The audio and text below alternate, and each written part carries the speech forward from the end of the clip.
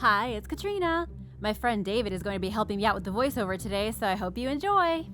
Number 10. The Dead Sea Tablet. There is a mysterious tablet with 87 lines of Hebrew text inscribed on it, which could disprove the entire story of Jesus Christ. The tablet is only about 3 feet, 0.9 meters tall, and was purchased by a collector of artifacts named David Jesselson. He bought it from an antiquities dealer in Jordan, but didn't realize how important it was until he showed it to a specialist. It's unclear exactly where the tablet came from, although it's believed to have been found near the Dead Sea. What's so controversial and shocking about the tablet is that it was created several decades before Jesus Christ was allegedly born. And yet a description of a Messiah who is bound to rise from the dead after 3 days is written in Hebrew. The tablet seems to prove something scholars have already been speculating. It's direct evidence of a Jewish tradition involving the story of a man named Jesus, his death, and his resurrection. The story was being told decades before the biblical narrative of Jesus even took place. Since it made national news in 2008, nobody has really discussed the tablet. It seems to have been swept under the rug, briefly brought to light, and then dismissed. This is despite the authenticity of the tablet being 100% confirmed. Daniel Boyarin from the University of California says the stone is further proof that the best way to understand Jesus is by looking at the history of the Jewish people. Jesus was likely a mythical figure, or at least somebody born of legend, who was around far before his story in the Bible. Number 9. The Gospel of Jesus' Wife. In the New Testament, there are 4 Gospels: Matthew, Mark, Luke, and John. These are, according to the Church, first-hand written accounts of Jesus' life and teachings. Scholars agree the Gospels were most likely written in the 1st century, although whether they were recorded by people who really knew Jesus is up for debate. Still, the 4 Gospels are the solid foundation of the Christian faith, currently shared by about 2.4 billion people. However, there is another Gospel that could change everything we know about Jesus. That would be the Gospel of Jesus' wife. It's not a very big book, and it can't really be described as such. It's a scrap of papyrus, no larger than a credit card, and yet it includes a shocking line of text that says, "Jesus said to them, 'My wife.'" In 2012, the artifact became international news when it was revealed in Rome. The Vatican immediately denounced it as a forgery, which isn't surprising. The Catholic Church has a stern stance on celibacy, which means Jesus needed to have been celibate as well. Jesus being married is a common conspiracy theory, but it holds very little proof. There's no historical evidence or any record in the Bible that Jesus was married, yet this tiny scrap of papyrus of only 8 Coptic lines seems to suggest Jesus did have a wife. Harvard University used radiocarbon dating on the text, and based on their findings, they believe it was made sometime in 741 AD. It turns out it was written 7 centuries after Jesus died, which doesn't exactly vouch for its authenticity. Still, it's a major mystery that has yet to be solved.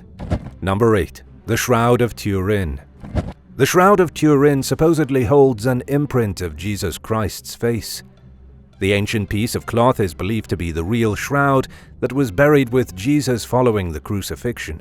In ancient days, people would be buried in shrouds of thin linen, almost like being buried under a light blanket. It was the shroud placed over Jesus' face that somehow absorbed the exact features of the Messiah.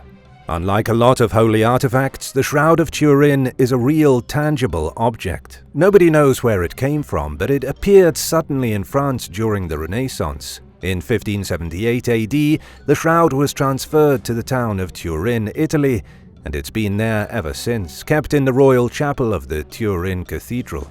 In 1988, the shroud was tested by scientists. They used radiocarbon dating and established the shroud to be from the Middle Ages, from between the years 1260 and 1390. This itself should discredit the shroud as a medieval fake. However, it's still a controversial issue and debated heavily among both scholars and scientists. There's definitely a face on the shroud, seen best in black and white negative, which was first observed in 1898. Some believe the face was painted on the shroud delicately, but no traces of paint have ever been found. There's still no consensus if the face on the cloth belongs to Jesus Christ or if it's just a fake. Number 7. The languages of Jesus. Scholars almost unanimously agree that Jesus was a real historical person. It's impossible to say whether he was the Son of God or not without delving into faith and theology. And yet, most people believe he at least lived and died in the 1st century AD. One of the mysteries about the man is that nobody knows exactly what language he spoke. It may seem like a small thing, but it's a subject that's been highly debated for centuries. The mystery caught public attention in 2014 when Pope Francis got into an argument with the Prime Minister of Israel, Benjamin Netanyahu. He claimed that Jesus spoke Hebrew, but the Pope said Jesus spoke Aramaic. Hebrew is the ancient language of the Judeans, while Aramaic was spoken by the Arameans starting around the 11th century BC. Very few communities in Iraq and Syria still speak it today. But which one was it? The truth is that Jesus was most likely multilingual. Many people living in Israel 2,000 years ago spoke multiple languages. If Jesus really did come from near the Sea of Galilee like many believe, he would have spoken a regional dialect of Aramaic. This was the common language of Jewish people. However, Hebrew was the language of religious scholars and the language of Holy Scripture. The Bible was written in Hebrew, though the Old Testament was written in Aramaic, and then there was Greek, brought into the region by Alexander the Great. Based on this, it's highly likely that Jesus spoke at least 2 languages, maybe even a 3rd. Number 6. Jesus' house. A house recently excavated in Nazareth may very well be the childhood home of Jesus Christ. Archaeologist Ken Dark from the University of Reading has spent the last decade and a half studying the remains of a dwelling from the 1st century AD. It's hidden underneath a modern convent, but the ruins are 2,000 years old. It was in the 1930s when archaeologists suggested the home may have belonged to Mary and Joseph. However, that idea was dismissed and archaeologists moved on. The site was mostly forgotten about until 2006, when Ken reopened the investigation. The ancient house is located underneath the Sisters of Nazareth convent, which according to historical records was built in the Byzantine period, right on top of Jesus' home. The physical house where Mary and Joseph lived was then preserved underneath the convent as a kind of crypt. It was originally called the Church of the Nutrition, discussed in historical accounts from the 7th century. It was likely built over the home of Jesus to act as a kind of holy shrine.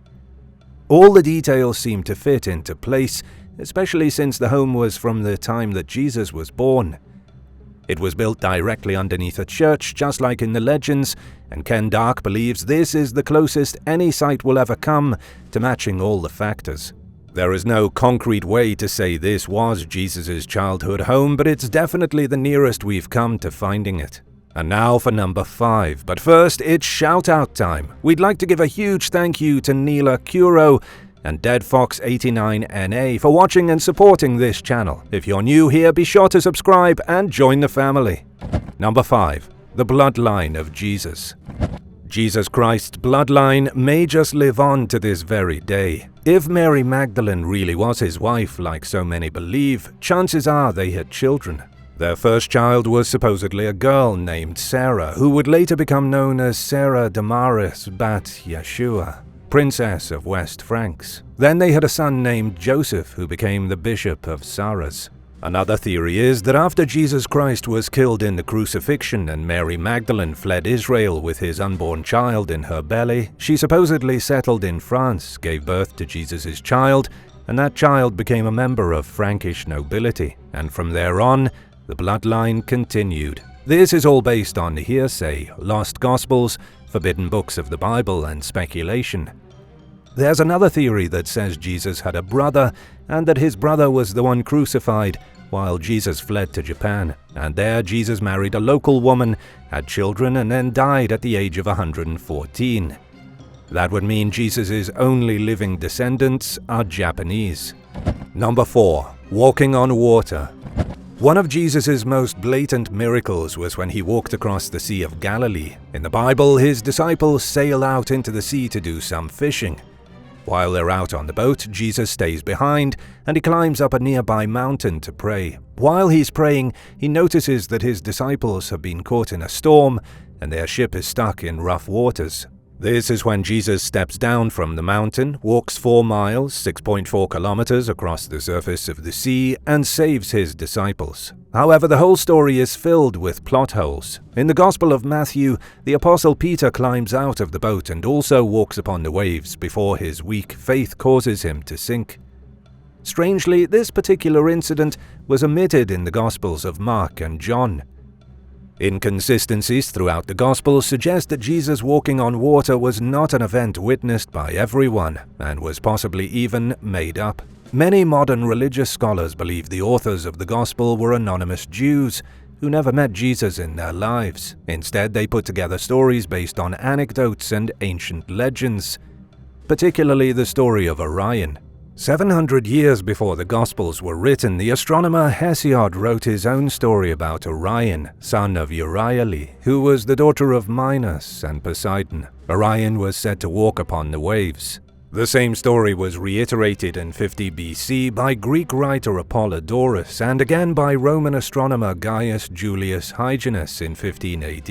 It could be that the authors of the Gospels were inspired by the tale of Orion, and so they snuck in a small section of Jesus walking on water.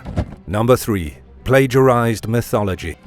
Many people believe that the story of Jesus may have been completely stolen from the myth of the Egyptian god of the sun, Horus. Horus, or at least the story of Horus, is significantly older than that of Jesus Christ. Horus came about 3,000 years before Jesus, and yet the two share a lot of similarities.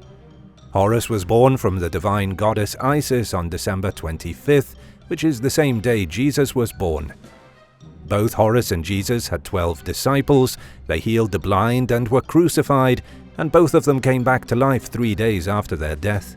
However, not all of this may be true. The ancient Egyptian tale of Horus is 5,000 years old, and it's been seriously distorted throughout the centuries. One version of the story is that Horus was crucified, buried for 3 days, and then resurrected. But in many myths, Horus never died. He was instead reborn every day with the sunrise. The truth is that many historians agree the historical information about Jesus was mixed with legendary details when the Gospels were written. The authors of the Gospels likely didn't rip off any particular legend, but they likely took bits and pieces to make their stories more interesting. For example, they almost certainly copied the Greek story of Asclepius, the god of healing and medicine, when retelling Jesus' healing miracles. Number 2. Jesus from space. In 1954, a man named George King claimed that he received telepathic communication from the planet Venus. It was apparently sent from an alien intelligence who called themselves Aetherius. The message said that George was going to become the voice of the interplanetary parliament. Then, over the rest of George's lifetime, he continued to receive hundreds more communications from Venus. These messages helped him to develop the Aetherius Society, a group that believes Jesus Christ was an alien. As crazy as all this sounds, the group is real, and so was George King. Nobody will ever know if he really did hear voices in his head that claimed to be from Venus, but he believed it enough that he created an entire religion centered around it. One of the core beliefs of the religion is that aliens do exist. They believe extraterrestrial life forms are advanced spiritual beings called cosmic masters. Every now and again, these cosmic masters take the form of humans and visit planet Earth. They usually come as prophets, and the followers of the Aetherius Society believe Jesus Christ was one of these cosmic masters. They also believe that Buddha, Sri Krishna, Confucius, and many other ancient gods came from the stars. Number 1. The black-skinned Jesus. Assuming Jesus Christ was not an alien but a real man born on planet Earth, what did he look like? This is a mystery that's been plaguing the world for centuries and is a seriously hot topic in America. In Western culture, the most common image of Jesus Christ is a blonde man with pale skin and blue eyes. And yet, if we are looking at it from a historical standpoint, Jesus was undoubtedly dark-skinned with brown hair and brown eyes. He would have been closer to being black than he was white. The Bible offers very few clues about what Christ looked like physically. We know he was born in Bethlehem, raised in Nazareth, and that he lived in the 1st century AD, but the Bible tells us nothing else about what he looked like. However, in the Gospel of Matthew, when Jesus Christ was arrested in the Garden of Gethsemane, Judas Iscariot makes the distinction that Jesus and his disciples all look very similar. This means Jesus looked just like other people who were born in Israel 2,000 years ago. Assistant Professor Robert Cargill from the University of Iowa says Jesus Christ was a Palestinian Jewish man. That means he wasn't pale-skinned, and he didn't have blonde hair. Most likely his hair was short and curly, and he had olive-colored skin. But the image of Jesus with long, glorious hair was not an American invention. This particular depiction of Jesus came around in the 4th century AD, and was influenced by Roman gods, most prominently the god Zeus. It was during the huge rise in Zeus's popularity as a mythical figure that Jesus began to appear in imagery sitting on a throne, clothed in robes, and having godlike hair with a halo around his head. What do you think the truth of Jesus really is? Let us know in the comments, and don't forget to subscribe. Thanks for watching, and we'll see you next time. Bye.